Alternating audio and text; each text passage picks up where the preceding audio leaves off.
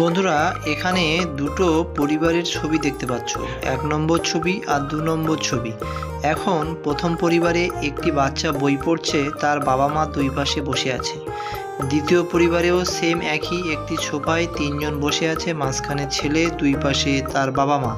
এখন তোমরা এই ছবিটি মনোযোগ সহকারে দেখে বলো তো এখানে কোন পরিবারটি সুখী আছে।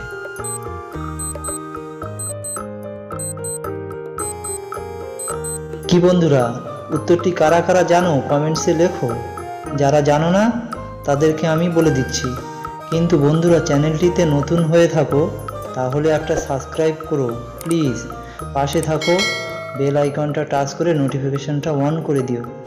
এখানে এই পরিবারটি সুখী, কারণ হলো এরা দেখো বইটি সিধা করে ধরে আছে, আর অপোজিটের পরিবারটি বইটি উল্টে ধরে আছে, এতটাই টেনশনের মধ্যে আছে।